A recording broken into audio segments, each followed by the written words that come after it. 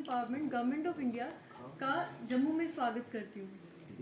आज मंत्री जी सरकार की विभिन्न योजनाओं के बारे में आपसे वार्तालाप करेंगे और बजट के बारे में भी आपसे कुछ कहेंगे। मैं रिक्वेस्ट करूँगी मंत्री जी से कि वो अपने शब्द आपके सामने रखें। तो सभी पत्रकार जो हमारे जम्मू के हैं उनका social justice and empowerment MOS के नाते मैं आपका स्वागत करता हूं। और आज मैं जम्मू में आया था, एक एनजीओ के प्रोग्राम के लिए एक अवार्ड फंक्शन है, उसके लिए मैं आज यहाँ आया था। तो आपसे बात करने का हमने तय किया। तो लगातार 9 सालों में माननीय नरेंद्र मोदी जी के नेतृत्व में पूरे भारत देश में बहुत सारी योजनाएं लागू करने का निर्णय सरकार ने लिया और सबका साथ, सबका विकास, सबका विश्वास, सबका प्रयास, इसी तरह की घोषणा देकर सभी जाति के, धर्म के लोगों को जोड़ने का काम किया। जिस तरह शेड्यूल कास्ट को 15% आरक्षण मिलता है, शेड्यूल ट्राइब को 7.5% आरक्षण मिलता है, ओबीसी को 27% आरक्षण मिलता है। तो ये जो टोटल आरक्षण है, टोटल आरक्षण 49.5% मिलता है।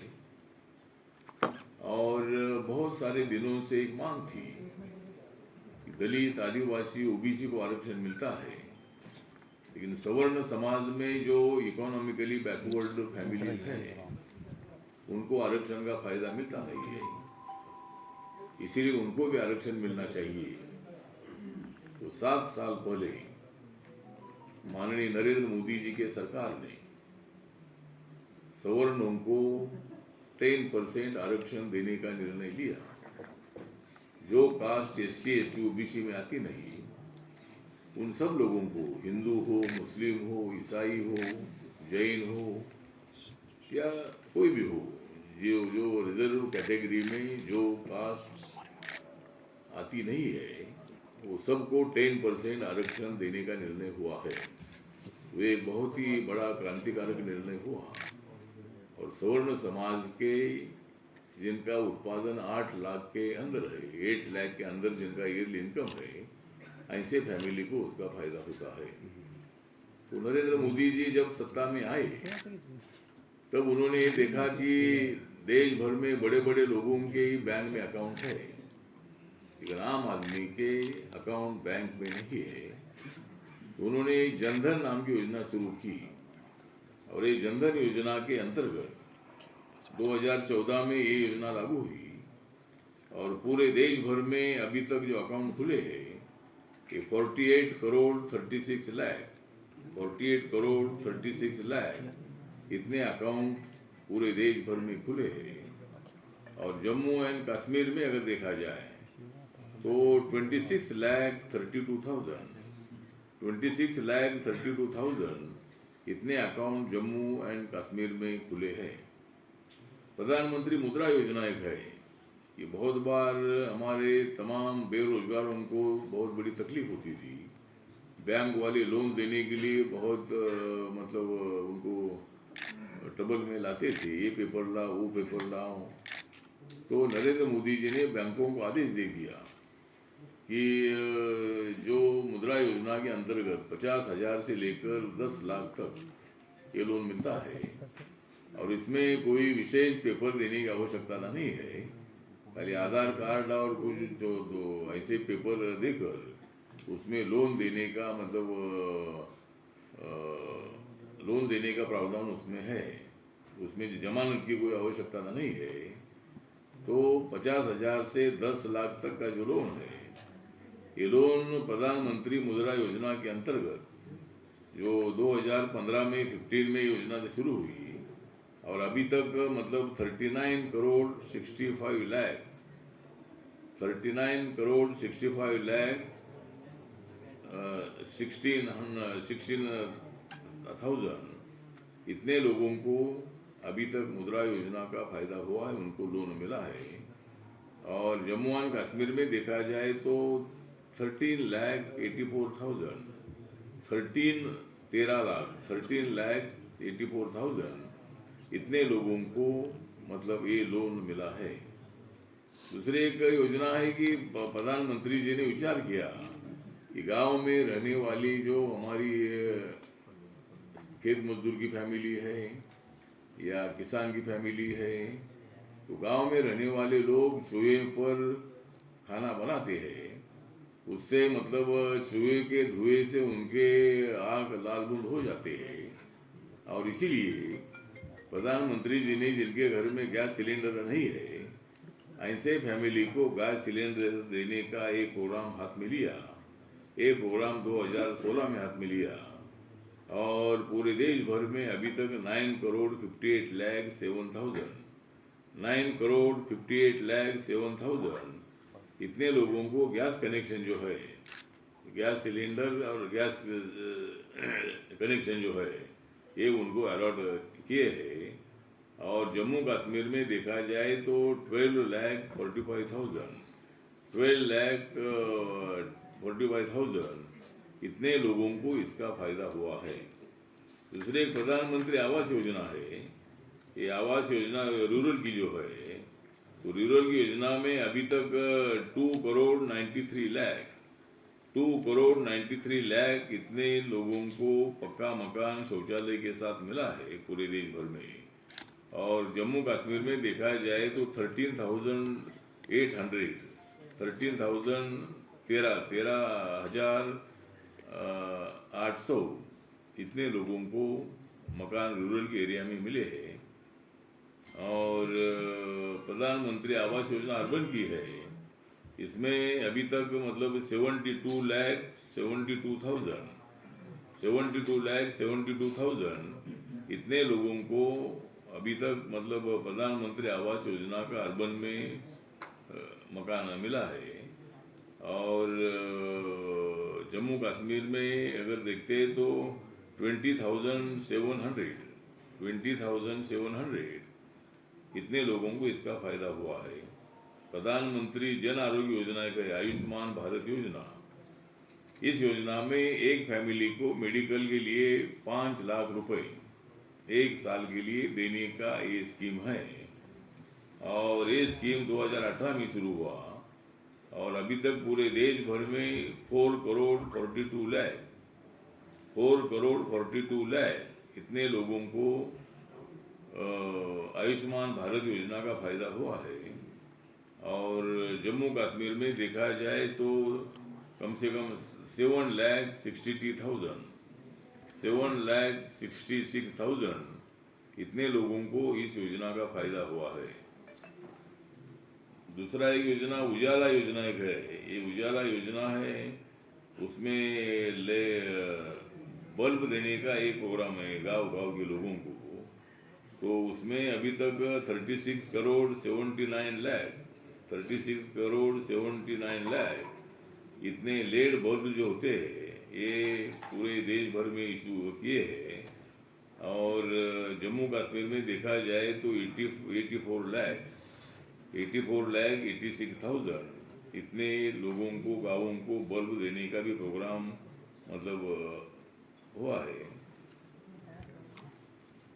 हमारा जो मंत्रालय है, हमारे मंत्रालय के अंतर्गत डी एडिक्शन सेंटर देने का एक प्रोग्राम है, नशा मुक्ति केंद्र।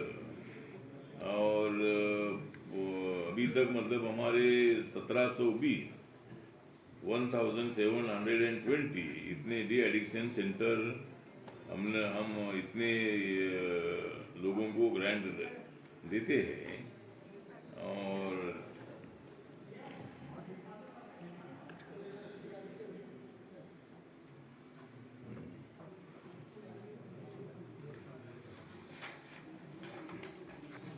अभी हमारा जो बजट है, ये बजट इस साल का जो बजट है 23-24 का, ये बहुत ही अच्छा बजट है। मिडिल क्लास के लोगों को न्याय देने वाला बजट है। इंफ्रास्ट्रक्चर के लिए कम से कम 10 लाख करोड़ का प्रावधान किया है। उसके साथ साथ मतलब रेलवे के लिए 2,42,000 इतना करोड़ का प्रावधान किया गया है। डिफेंस के लिए कम से कम 5,96,000 इतना प्रावधान मतलब डिफेंस के लिए किया गया है। मेरा मंत्रालय जो सोशल जस्टिस एंड एम्पावरमेंट है, इस मंत्रालय का जो बजट है, ये बजट 1,59,012.22 इतना इस साल का मेरे मंत्रालय का मतलब हमारे जो बजट हमारे मंत्रालय के जो स्पेशल कंपोनेंट प्लान होता है शेड्यूल कास्ट के लिए, उसके लिए मतलब ये बजट हमको दे दिया है। और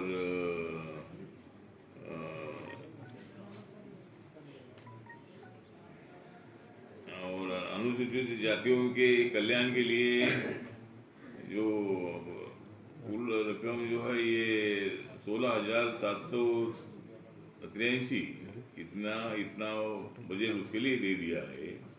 ट्राइबल के लिए 1,17,943 इतना बजट मतलब शेड्यूल ट्राइब के लिए दे दिया गया है। और आप लोग जानते हैं कि 3 वर्षों में 3.5 लाख जनजातीय विद्यार्थियों के लिए 740 एकलव्य मॉडल आदिवासी विद्यालय बनाने का भी निर्णय ले लिया है। और उसमें कम से कम 38,800 अध्यापकों की अपॉइंटमेंट भी उसमें होने वाली है। दूसरा जो स्वच्छ भारत मिशन के अंतर्गत कम से कम 11.7 करोड़ घरों में शौचालय बनाए गए हैं।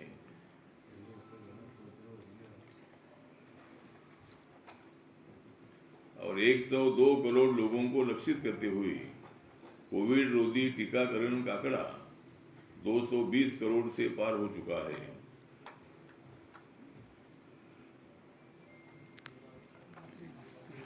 के लिए 11.4 करोड़ किसानों को कम से कम 2.2 लाख करोड़ रुपए का नगद हस्तांतरण किया गया है। तो इसी तरह मतलब